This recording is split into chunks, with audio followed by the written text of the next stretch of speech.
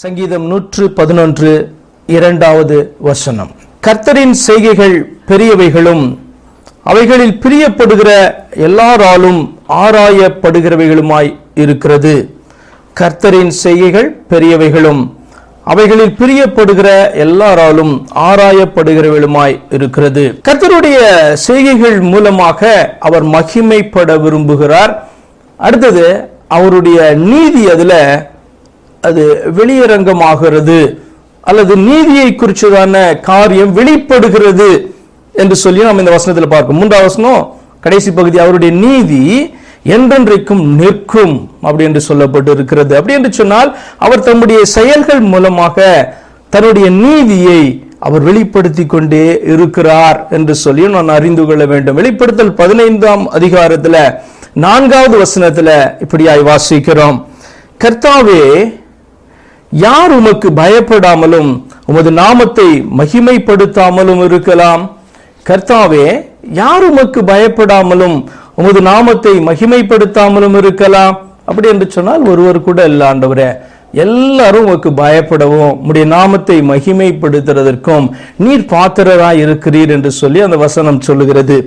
தேவரீர் ஒருவரே பரிசுத்தர், எல்லா ஜாதிகளும் வந்து உமக்கு முன்பாக தொழுது கொள்ளுவார்கள், உம்முடைய நீதியான செயல்கள் வெளியரங்கமாயின என்றார்கள். வேத புத்தகத்தில் கடைசியில காணப்படுகிற வெளிப்படுத்தின விசேஷத்துல இப்படிப்பட்ட வார்த்தையை வாசிக்கிறோம். அப்ப இது பாத்தீங்க அப்படின்னு சொன்னா கடைசியில நடக்க போகிற ஒரு காரியம். கர்த்தருக்கு முன்பாக முழங்கால்கள் முடங்கும், நாவுகள் அறிக்கை செய்யும் என்று சொல்லலாம் நான் உங்களோடு கூட பகிர்ந்து கொண்டு இருக்கிறேன். கடைசியில நடக்க போகிற ஒரு காரியம், கர்த்தாவே, யார் உமக்கு பயப்படாமலும் உமது நாமத்தை மகிமைப்படுத்தாமல் இருக்கலாம்? ஒருவர் கூட அப்படி இருக்க முடியாது. அத்தனை பேரும் அவருடைய நாமத்தை அறிந்தவர்களாயும் அதை மகிமைப்படுத்துகிறவர்களாயும் தான் காணப்படுவார்கள். நீ ஒருவர் தான் பரிசுத்தர். அந்த இடத்துல கர்த்தரை குறித்ததான ஒரு குழப்பம் இருக்க போறது கிடையாது, ஒரு தெளிவு உண்டாக போகிறது. என்னென்னு சொல்ல, எல்லாருக்கும் அறிவு உண்டாக போகிறது. கடைசி நாளில அவர் ஒருவர் மட்டும்தான் பரிசுத்தர், வேற மனிதர்கள் பரிசுத்தர் என்று சொல்லப்படுகிறதான அந்த வார்த்தைக்கு தகுதி உள்ளவர்கள் அல்ல.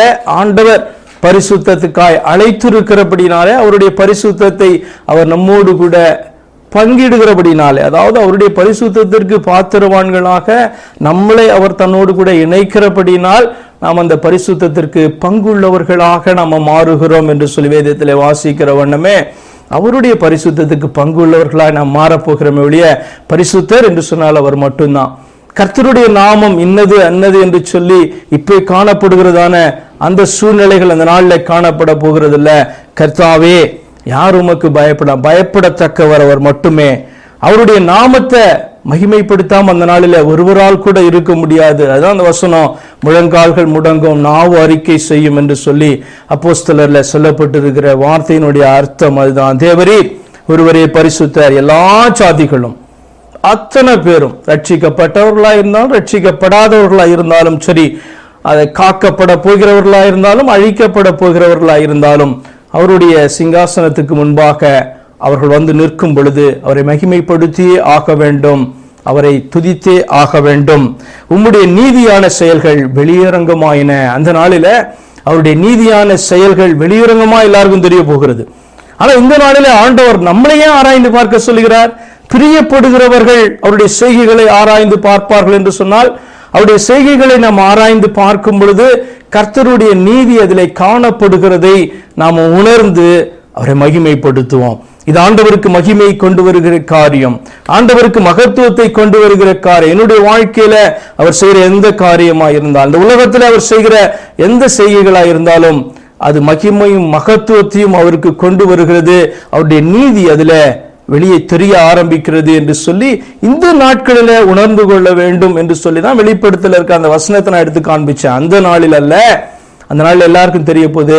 இந்த நாளில அவருடைய செய்கைகளில பிரியப்படுகிறவர்கள் அவைகளை ஆராய்ந்து பார்ப்பார்கள்.